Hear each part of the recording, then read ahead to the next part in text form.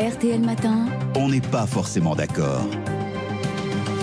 Bonjour Jean-Marc Jancovici. Bonjour. Vous êtes associé fondateur de Carbone 4, cabinet de conseil spécialisé sur la transition énergétique et l'adaptation au changement climatique. Bonjour Philippe Verdier. Bonjour. Je rappelle bien entendu la météo sur France 2. Actuellement dirigeant de Force 8 Conseil, c'est une société de conseil dans l'environnement. Merci à tous les deux d'être avec nous en direct sur RTL. Des ouragans qui se succèdent, dont l'un qui a atteint une puissance historique. Hier soir, le président Macron, dans son discours en Grèce, a nommé un responsable, le réchauffement climatique. On écoute le président. Cette émotion n'est sincère et conséquente que si ceux qui les éprouvent veulent bien avoir l'esprit de conséquence et vouloir s'attacher aux causes profondes qui créent ce type d'événement. Et c'est pourquoi la France restera déterminée à lutter contre le réchauffement climatique et à tout faire pour prévenir ce type de désastre. L'esprit de conséquence. Jean-Marc Jancovici, vous êtes d'accord avec le chef de l'État ? Irma est la conséquence d'un dérèglement climatique. Si les conducteurs se mettent à boire, il y aura statistiquement plus d'accidents. Maintenant, dire qu'un conducteur qui a bu, c'est parce qu'il a bu qu'il y a eu un accident et que s'il n'avait pas bu, il ne l'aurait pas eu, c'est toujours impossible à dire. Ben là, on est exactement dans le même genre de situation, c'est-à-dire que savoir s'il y aurait eu un ouragan, s'il n'y avait pas eu de réchauffement climatique, personne n'en sait rien. Par contre, ce qui est absolument certain, c'est que le réchauffement climatique favorise l'augmentation de l'intensité des ouragans. Ça, c'est un fait qui est documenté depuis maintenant 10 ou 15 ans, en particulier parce qu'il y a 40 ans de recul sur l'Atlantique Nord, où on voit l'intensité des ouragans augmenter progressivement sur les 40 dernières années.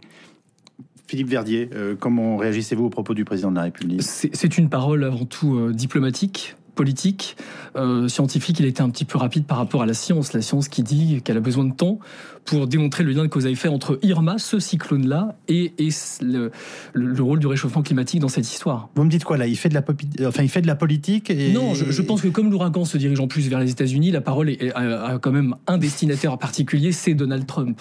Bon, la vraie question qu'on se pose tous, c'est le réchauffement climatique aujourd'hui, est-il à l'origine ou donne-t-il une ampleur, puisque c'est finalement ce que nous suggérait Jean-Marc Jancovici, particulière à ces événements qui nous impressionnent énormément. Quelle est votre réponse à vous, Philippe Verdier ? Les scientifiques que j'ai interrogés, ou ceux qu'on peut lire à travers la presse même internationale, américains, australiens et même français, ne peuvent pas démontrer aujourd'hui le lien de cause à effet entre Irma et le réchauffement climatique. Il y a des indices. L'océan plus chaud, bien sûr, qui favorise cet ouragan extrême, qui est vraiment hors norme. Maintenant, des ouragans de catégorie 5, il y en a eu un paquet, notamment en 2005. Et ce qui est aussi étonnant, c'est que pendant 10 ans, il n'y en a pas eu, quasiment pas eu. Et alors, vous en concluez quoi ? Qu'on ne peut pas établir le lien de causalité, c'est ça ? On a quand même 40 ans de recul. 40 ans de recul, c'est très très peu à l'échelle du climat. Donc ça veut dire qu'il faut encore beaucoup de temps pour déterminer de manière très fiable le lien de cause à effet, même s'il y a des indices. Jean-Marc Jancovici. Ce qui est sûr, c'est que le réchauffement climatique favorise l'apparition d'ouragans de plus en plus intenses. Favorise. Alors, il y a deux raisons à ça, c'est que ça augmente la température de la couche d'eau de surface dans l'océan, ce qui est un des moteurs des ouragans, et ça augmente par ailleurs la différence de température entre la température près du sol et la température de la stratosphère. À plus de 10 km d'altitude, la différence de température augmente. Et ça joue aussi le rôle de pompe aspirante quand il y a des phénomènes extrêmes qui se créent. Donc il y a deux moteurs. En quelque sorte, les deux carburants qui nourrissent tout ça. Exactement. En d'autres termes, vous êtes en train de mettre un peu plus de carburant et un peu plus de comburant dans le moteur, et vous vous posez la question si de temps en temps le moteur va pousser plus fort. La réponse est oui. Maintenant, est-ce que cette fois-ci, très précisément, je le redis, si on avait écrit l'histoire sans réchauffement climatique, on n'aurait pas eu d'ouragan ? C'est une question à laquelle personne ne peut répondre. Il faudrait que la Terre ait plusieurs histoires, ce qui n'arrivera jamais. Qu'est-ce qui vous frappe dans tous les discours qui sont tenus, et notamment sur le plan politique, concernant le réchauffement climatique et ses conséquences, Philippe Verdier ? C'est la temporalité. Le temps politique est très très court à l'échelle d'un mandat. Le temps dont ont besoin les climatologues est beaucoup plus long. Et c'est vrai que c'est très agaçant parce qu'on aimerait savoir si oui ou non Irma est dû au réchauffement climatique. Maintenant, c'est vrai que les climatologues, et notamment ceux du GIEC, établissent un rapport tous les 7 ans. Ça veut dire qu'un président comme Donald Trump n'aura pas de rapport du GIEC sur son bureau pendant tout son mandat. En revanche, nous sommes d'accord, Jean-Marc Jancovici, nous ne sommes pas victimes d'une impression quand on observe, je dirais, la fréquence et l'amplitude des phénomènes dont nous parlons. Alors la fréquence, pour le moment, il n'y a pas de tendance. C'est-à-dire qu'on n'a pas constaté d'augmentation statistiquement significative de la fréquence sur les ouragans, sur des séries longues. Par contre, il y a un résultat très très clair sur les ouragans de catégorie 4 et 5, dont la part relative a doublé en l'espace de 40 ans. C'est-à-dire qu'ils sont 2 fois, dans l'ensemble des ouragans, oui. Il y en a 2 fois plus aujourd'hui qui sont de catégorie 4 et 5 par rapport à ce qui se passait il y a 40 ans, sur l'Atlantique Nord. Est-ce qu'il y a une possibilité de retour en arrière ? Aucune. La durée de vie du CO2 dans l'atmosphère, du surplus de CO2 qu'on a déjà mis dans l'atmosphère, c'est des milliers d'années. Donc il n'y a aucune réversibilité en ce qui concerne le changement climatique. Et par ailleurs, changement climatique, il y a le mot changement.